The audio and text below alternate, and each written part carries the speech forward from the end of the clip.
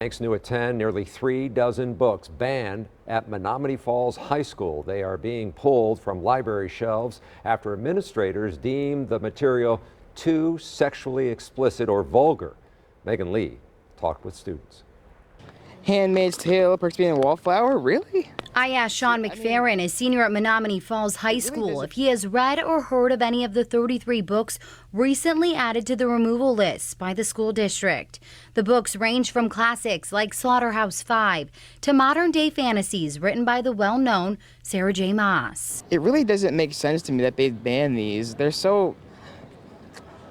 It's censorship, I feel like, because these are pivotal books. The superintendent, David Munoz, wouldn't go on camera. However, he said in part they were not in compliance with the sexually explicit content and/or profanity guidelines in the original version or the revised version. I mean, I think that there should be some, of course, restrictions on what is offered in a school. According to the school policy for the library material, quote, the district administrator, in collaboration with the district's library media specialist, shall establish procedures related to the selection of materials and removal of materials. We have literacy experts who have deemed most of these books appropriate. And if they need to be challenged, there is a policy in place to do so.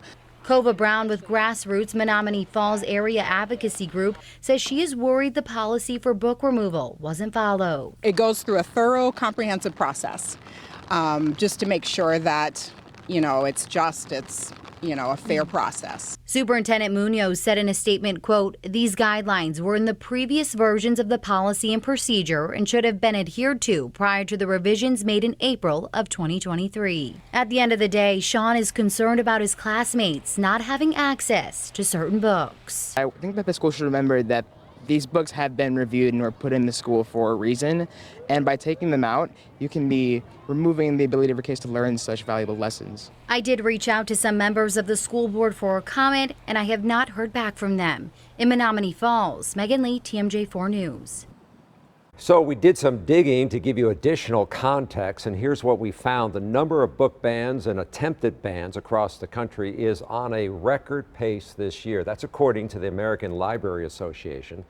There were attempts to challenge or censor more than 1,900 titles in the first 8 months of this year. That's up 20% from the same time last year. Now, the ALA says most of the titles under scrutiny were written by or about people of color or members of the LGBTQ+ community.